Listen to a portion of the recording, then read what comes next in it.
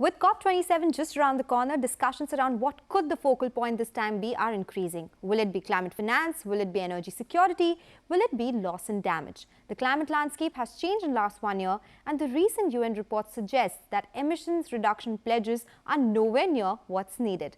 To get a sense of what could be India's policy this time and all that is expected at the climate conference, we are now joined by Mr. Chaitanya Kalia, who is the leader, Climate Change and Sustainability at EY India. Mr. Kalia, thanks a lot for joining us on the show and discussing something which is of prior importance as we speak. And as I said, a lot has changed in the last 1 year and the world has undergone an energy shock. What, according to you, will be the focus this time in the conference? Thank you very much for inviting me for this discussion. Of course, the climate finance always is significantly important point whenever the COP discussion happened. And since the IPCC report on loss and damage has come out, there is a significant focus, and I expect the same to happen in COP27 also. So I believe considerable focus will be there on the loss and damage part of the discussion, which has not happened so much in any of the prior COPs. Okay, so let me take up both these points with you, climate finance and loss and damage. First, loss and damage, because as you said, a lot has not been spoken about this. For the benefit of our viewers, can you explain a little bit about this? And will it be difficult for, say, developing nations or poorer nations to take up this topic this time around, because they have been seeing climate conditions which were never seen before?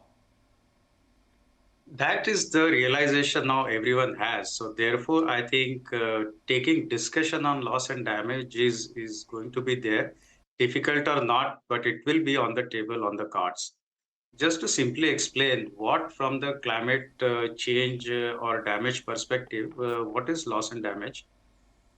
We all know, we have experienced that because of the climate change, now there are extreme weather, whether it is flooding, whether it is drought, or whether it is, the tsunami coming somewhere. All of that results into some sort of a loss of life, damage to the crop, damage to the livestock, which is definitely irrecoverable. And that's what is the put together, loss and damage as a concept.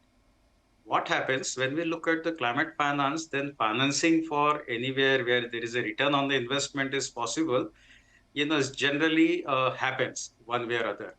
But in area where it is loss and damage of people, property, etc., in kind of a financing, those aspect is very, very difficult. And that amounts to be very high. I mean, just to give you perspective, government of India has calculated that it may impact as much as 2% of our GDP. How to finance that through a standard financial mechanism, that's the challenge.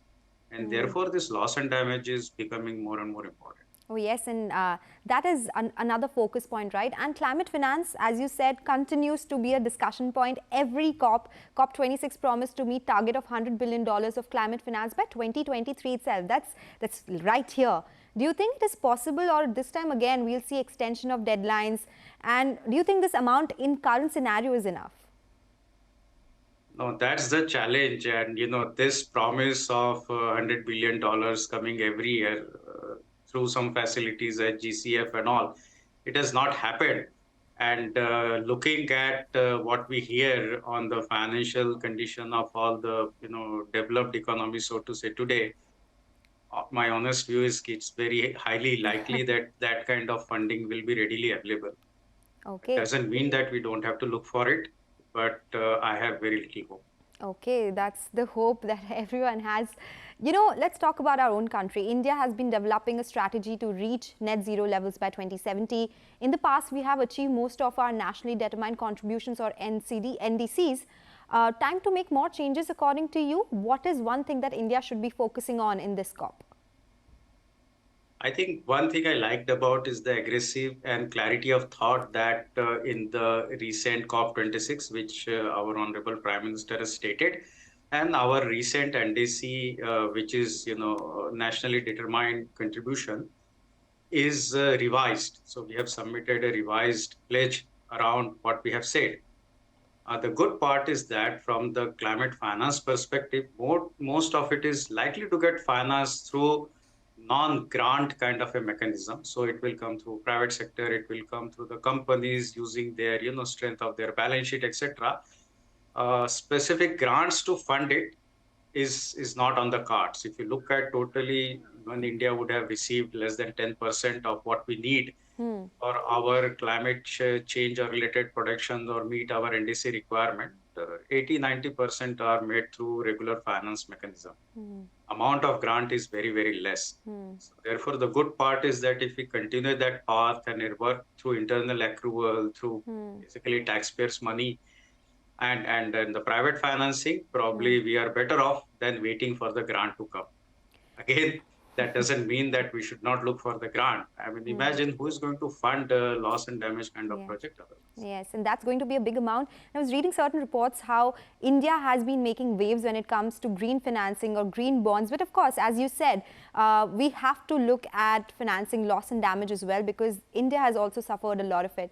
So according to you, as an expert who's seen the industry, who's been been a leader in sustainability services, where do you think can India do better? You've spoken about how there is clarity of thought, but somewhere where you think policy action is required now, even more than before? Yes, absolutely. I mean, we have, as a country also, we have not given enough thought on the loss and damage part of it, which is very, very essential. It is more of an emotional issue connected with the people. How to define it first for India very clearly in our policy document. Secondly, help or work with all the international communities, countries, NGOs, etc., to define more clearly what does it mean by loss and damage. And therefore, we should again push back to several countries, developing nation, that there is a responsibility that they have to contribute to that. So I would say that policy intervention to define loss and damage, policy intervention to see that where the funding should go in terms of meeting that NDC requirement, some of those things to start with are significantly important. Okay, so policy decision on loss and damage, more talks about climate finance, and of course India's policies and new NDCs as well, something that we'll keep an eye out for. Mr. Kalia, it was a pleasure speaking with you. Thank you for your clarity of thought as well and explaining to us everything so beautifully. We'll speak to you and touch base with you again when the conference really starts. Thanks a lot. Thank you so much. Pleasure talking to you. All right, with that, it's a wrap in this edition of Climate Clock, but we'll get you everything about COP27 before, after and during only on CNBC-TV18. Stay tuned.